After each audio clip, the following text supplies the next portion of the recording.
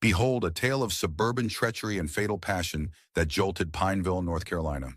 This is the account of Lisa Turner, a housewife whose clandestine romance with a neighbor's son culminated in a gruesome murder. Nestled in Pineville, North Carolina, an affluent suburb of Charlotte, Lisa Turner, a 45-year-old stay-at-home mother, resided. Lisa was deeply involved in her community, serving as a member of the local PTA, where she coordinated fundraisers and school events. Dedicated to her church choir, she sang every Sunday. With a friendly disposition and an eagerness to aid others, Lisa was deemed a community pillar, a reliable figure for all. Lisa once aspired to teach, but those dreams were deferred when she wed Rob Turner, a prosperous corporate lawyer, and committed to raising their two children, Carmel, 17, and Militia, 14.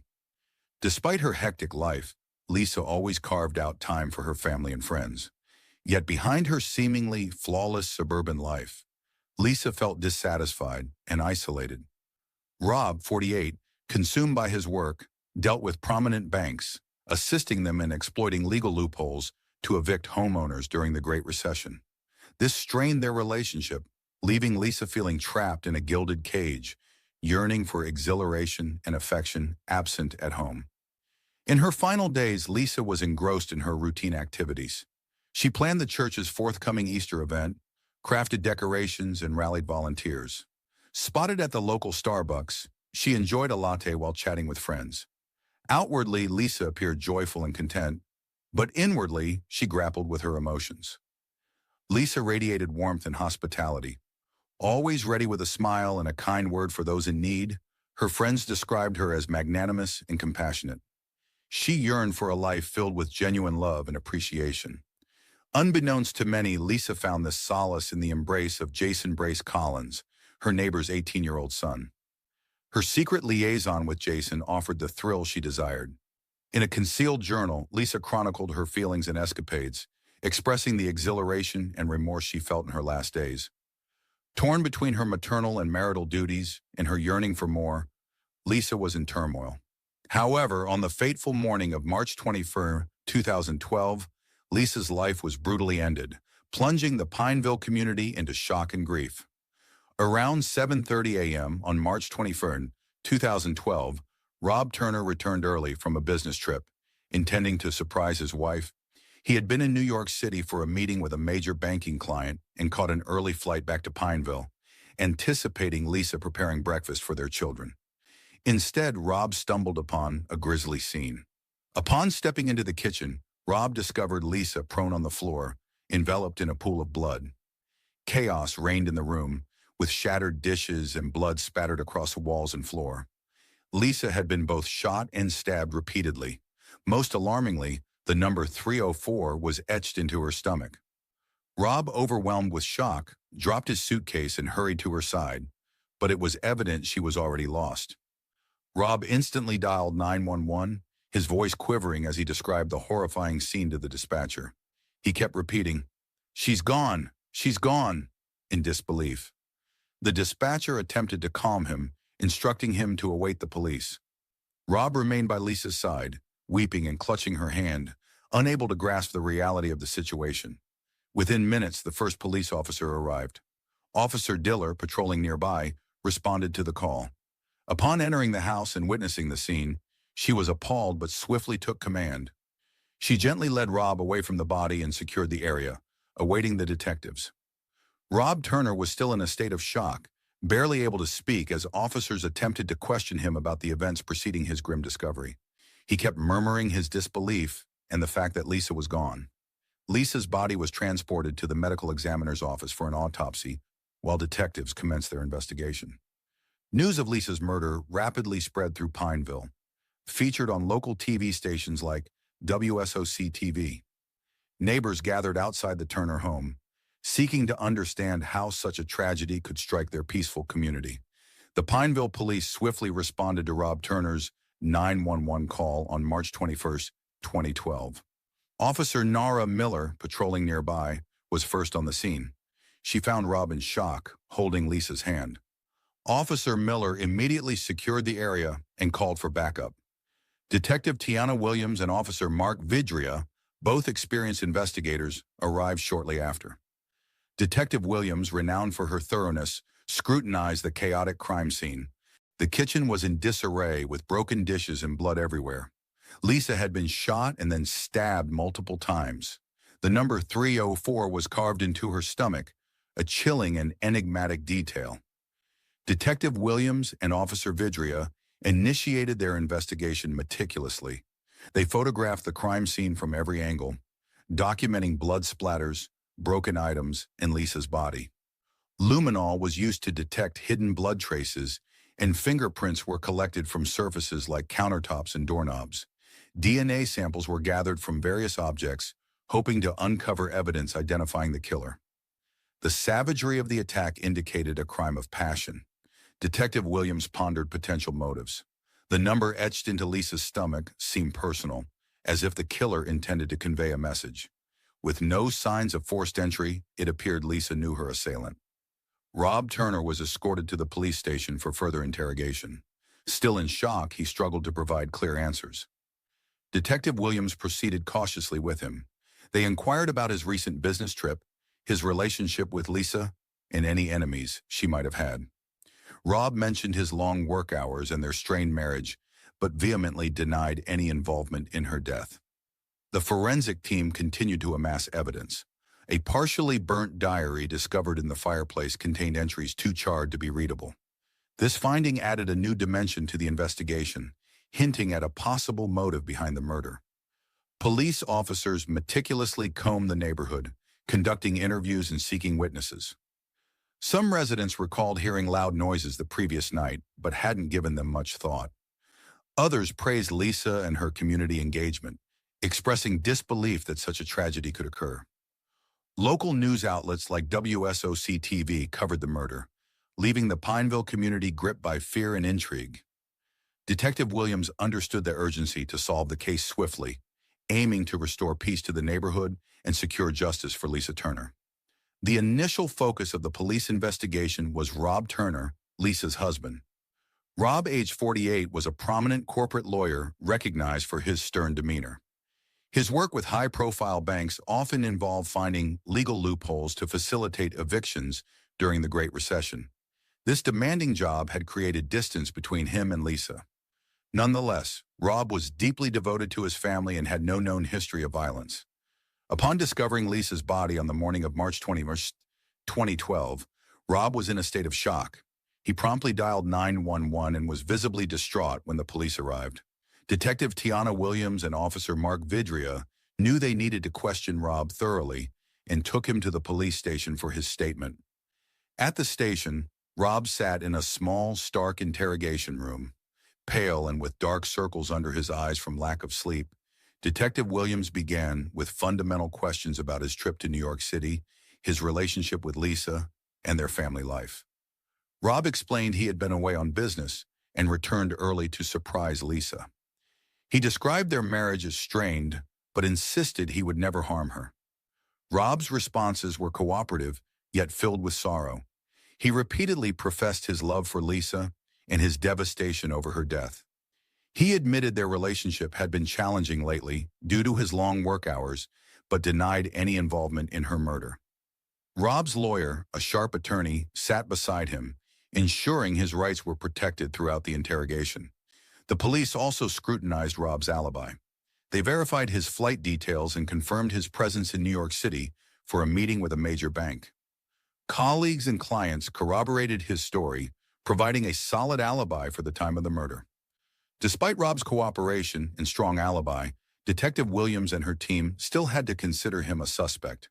The brutality of the crime suggested a personal motive, making Rob, as Lisa's husband, a primary person of interest. However, without concrete evidence linking him to the scene, the police had to broaden their investigation to other potential suspects. Next, the police turned their attention to Jason Brace Collins, the 18-year-old son of Lisa's neighbor. Jason had recently graduated from high school and was planning to study engineering. Well-liked in the community for his charm and good looks, a secret affair between him and Lisa had recently surfaced, adding a new layer to the investigation. Detective Tiana Williams and Officer Mark Vidria summoned Jason for questioning. Jason arrived at the police station appearing nervous, fidgeting with his hands in the interrogation room. The detective began by inquiring about his relationship with Lisa. Jason admitted to the affair but claimed it was consensual and that he loved her. He stated that Lisa had provided him with attention and excitement he couldn't find elsewhere. Upon inquiry about his location on the night of March 20th, Jason stated he was home engaged in video games. He specifically mentioned titles like Call of Duty, Modern Warfare 3, popular at the time. However, his alibi was shaky, as he was alone with no one to corroborate his account. Throughout the interrogation, Jason's demeanor fluctuated. While generally calm, he exhibited bursts of anger and frustration when detectives probed about the affair. Defensive, he insisted he would never harm Lisa, describing their relationship as passionate yet nonviolent. Jason's nervousness raised suspicions, prompting police to search his home. With a warrant, they conducted a meticulous examination of his room. They discovered explicit love letters from Lisa and intimate photos of the pair, further confirming their liaison. However, no physical evidence tied Jason to the murder. Neighbors reported unusual behavior from Jason following Lisa's death. Some noted he seemed agitated and jumpy.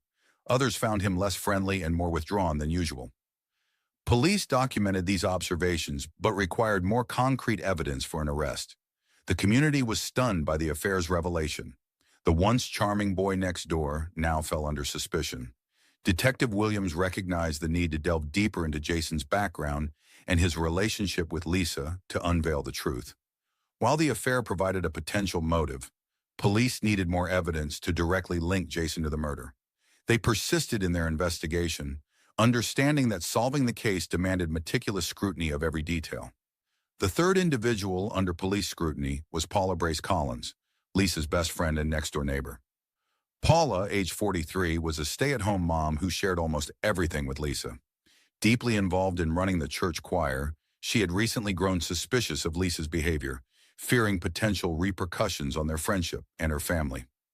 Unaware of Lisa's affair with her son Jason, Detective Tiana Williams and Officer Mark Vidria summoned Paula for questioning. Paula arrived at the station appearing worried yet composed. In the compact interrogation room, Detective Williams inquired about her relationship with Lisa. Paula spoke warmly of Lisa, depicting her as a dear friend and confidant.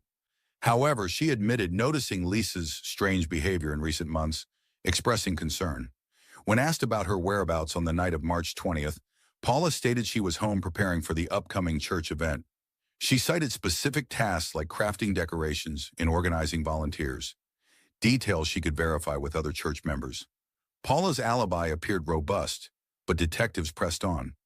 Detective Williams questioned Paula about her knowledge of Lisa's affair with Jason. Paula reacted with shock and visible distress, insisting she was unaware and would never have approved of such behavior. Her response seemed genuine, and detectives noted her anguish. Investigators queried Paula about any potential motive to harm Lisa. She adamantly denied any reason, professing her sisterly love for Lisa and insisting she could never cause her harm. Tears filled her eyes as she emotionally maintained her innocence in Lisa's death. To substantiate Paula's alibi, detectives spoke with other church choir members. They affirmed Paula's involvement in church preparations that evening. Furthermore, neighbors confirmed seeing Paula at home, bolstering her account. Despite her robust alibi, police still had to consider Paula a suspect due to her close ties with both Lisa and Jason. A thorough search of Paula's residence yielded no evidence connecting her to the murder. The Pineville community was stirred as local news outlets, including WSOC-TV Charlotte's local news leader, covered Paula's interrogation, casting doubt on another respected figure. Detective Williams and Officer Vidria pressed on with their investigation, cognizant that Paula's strong alibi and lack of evidence made it challenging to implicate her in the crime. They were determined to explore every avenue to unravel the truth behind Lisa Turner's brutal killing. On the morning of March 25, 2012, a pivotal breakthrough emerged with an unexpected find. Under Pineville's sunny skies, Detective Tiana Williams received a call from local resident Leah Johnson. While walking her dog in a nearby park, Leah discovered a small leather-bound journal partially concealed under a bush. She swiftly alerted the police, suspecting a connection to the recent murder. Detective Williams and Officer Mark Vidria hurried to the park to secure the journal. They carefully placed it in an evidence bag and returned to the station for examination. The journal proved to be a photocopy of Lisa Turner's secret diary, containing explicit and detailed entries about her affair with Jason Brace Collins, along with her marital reflections and feelings of isolation. The diary disclosed Lisa's intention to terminate the affair with Jason. Guilt-ridden about betraying her family, she yearned to repair her marriage and dedicate herself to her church duties. Additionally, Lisa documented peculiar shifts in Jason's behavior. She recounted his belief that he was lit by the angel's light and his insistent demands for sex 12 times a day. The final entry, dated March 19th, revealed her plan to meet Jason to end the relationship. This fresh evidence redirected the investigation's focus. Detective Williams and her team deduced that Jason's obsession with Lisa might have compelled him to murder her upon learning of her decision to break things off. The diary also contained entries describing Lisa's calculated seduction of Jason, bathing naked in her backyard, visible from his bedroom. These entries depicted a disturbing and intense relationship, filled with turmoil and manipulation. The police opted to summon Jason for further interrogation. Confronting him with the diary entries, they hoped to provoke a reaction. Initially, Jason denied everything, but when faced with the intricate details of their affair, he crumbled. He confessed to loving Lisa and feeling shattered when she wanted to end things. Detective Williams observed Jason's erratic behavior and arranged for a psychological evaluation. The results suggested that Jason might be suffering from an undiagnosed bipolar disorder, which could account for his extreme reactions and mood swings. This insight added a new dimension to the investigation, indicating that Jason's mental state could have influenced the crime. The Pineville community yearned for answers, intensifying the pressure on the police to solve the case. Detective Williams and her team persisted in assembling the evidence, sensing they were nearing the truth behind Lisa Turner's tragic death. On March 26, 2012, a breakthrough in the case emerged. After examining Lisa Turner's diary and conducting a psychological evaluation of Jason Brace Collins, the evidence clearly pointed to him as the prime suspect. Detective Tiana Williams and Officer Mark Vidria decided it was time to arrest Jason formally. Jason Brace Collins, 18, known for his charm and good looks, harbored a darker side. Deeply in love with Lisa, he couldn't cope when she tried to end their affair. His undiagnosed bipolar disorder likely fueled his extreme reaction. Jason had become possessive and obsessed with Lisa, and the thought of losing her drove him to a fit of rage. The murder transpired on the night of March 20th. Jason visited the Turner house for sex, aware that Rob was away on business. Lisa let him in, intending to break off the relationship. An argument ensued, escalating rapidly. Overwhelmed by his emotions, Jason shot Lisa and then stabbed her multiple times. The number 304 carved into her stomach was a final, twisted act of control. On the morning of March 26th, around 10 a.m., the police arrived at the Brace Collins residence to arrest Jason. Detective Williams led the team. They knocked on the door, and Paula Brace Collins answered, stunned to see the police. Jason was inside, and upon seeing the officers, he attempted to flee but was swiftly apprehended.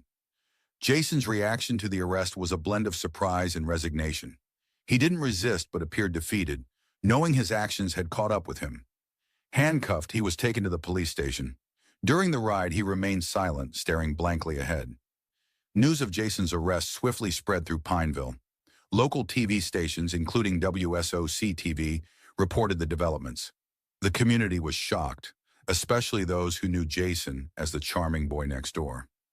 The Turner family, devastated by Lisa's death, expressed relief that the murderer had been caught. They were grateful to the police for their diligence, but still grappled with their loss. Upon arrival at the police station, Jason was processed and charged with first-degree murder. During interrogation, he admitted to the crime, recounting how his love for Lisa had morphed into an unmanageable obsession. He confessed that when Lisa attempted to end their relationship, he lost control and killed her in a fit of rage. Jason's arrest provided some semblance of closure for the community. Yet the agony of losing Lisa Turner persisted.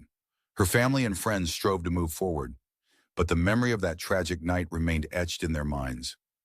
The trial of Jason Brace Collins commenced on July 15, 2012, at the Mecklenburg County Courthouse. The courtroom brimmed with Pineville community members, including Lisa Turner's family and friends. The prosecution was helmed by District Attorney Leah Castro, a seasoned 50-year-old lawyer renowned for her unyielding stance on violent crimes.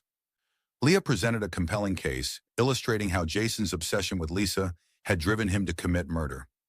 She underscored the brutal nature of the crime, highlighting the shooting and stabbing, as well as the number 304 carved into Lisa's stomach. Forensic experts were called to explain the evidence gathered at the scene, including DNA and fingerprints linking Jason to the crime. Entries from Lisa's diary, documenting her affair with Jason and her intention to end it, were also presented. Defense attorney Richard Blake, a 45-year-old lawyer known for his composed and systematic approach, argued that Jason's undiagnosed bipolar disorder significantly influenced his actions. Richard summoned medical experts who testified about Jason's mental state, explaining how his condition could have led to a loss of control. He also emphasized Jason's youth and lack of prior criminal history, suggesting leniency was warranted. Throughout the trial, Lisa Turner's family watched with heavy hearts. Her husband Rob and their children, Carmel and Militia, often broke down in tears as they listened to the grim details of her murder. Community members attending the trial showed their support for the Turner family, hoping justice would prevail. After weeks of testimonies and deliberations, the jury delivered a verdict on August 12, 2012. Jason Brace Collins was found guilty of first-degree murder. The judge sentenced him to life imprisonment without the possibility of parole. Silence enveloped the courtroom as the sentence was read, and Jason displayed little emotion, accepting his fate with a vacant stare. The verdict brought a sense of resolution to Lisa's family and friends, yet the pain of her loss endured. They believed the punishment was just, given the brutality of the crime and its impact on their lives. The community of Pineville felt a mix of relief and sorrow, knowing justice had been served, but mourning the loss of a cherished member. Local news stations like WSOC-TV extensively covered the trial, chronicling the emotional journey of the Turner family and the community's response to the verdict. The trial and its outcome were discussed in homes, schools, and churches as everyone tried to comprehend the tragedy that had shaken their quiet suburb. Following the trial of Jason Brace Collins, life in Pineville gradually resumed its rhythm, yet the wounds of Lisa Turner's murder remained. For the Turner family, the verdict offered a sense of finality, knowing Jason would spend his life incarcerated for taking Lisa from them. Rob Turner concentrated on rebuilding his life and supporting his children, Carmel and Militia, who grappled with their mother's absence. The community united around the Turner family, providing solace and aid. Neighbors arranged meal deliveries and childcare assistance, easing Rob's transition to single parenthood. The local church, where Lisa had been actively involved, held memorial services honoring her life and influence. Paula Brace Collins faced her own tribulations as Jason's mother and Lisa's closest friend. Devastated by betrayal and loss, she retreated from church activities and community events. Instead, she focused on supporting Jason through letters and occasional prison visits. Jason, now imprisoned at Central Prison in Raleigh, North Carolina, adapted to his new reality. He received therapy and medication for his bipolar disorder, striving to manage his condition while serving his sentence. Though remorseful, Jason understood the gravity of his crime and its impact on Lisa's family and the community. Pineville residents remained watchful but began to look ahead, cherishing Lisa Turner's memory while anticipating brighter days. The tragic events of March 2012 left an enduring mark, yet through unity and resilience, Pineville endured as a tight-knit suburb where neighbors supported each other through life's trials.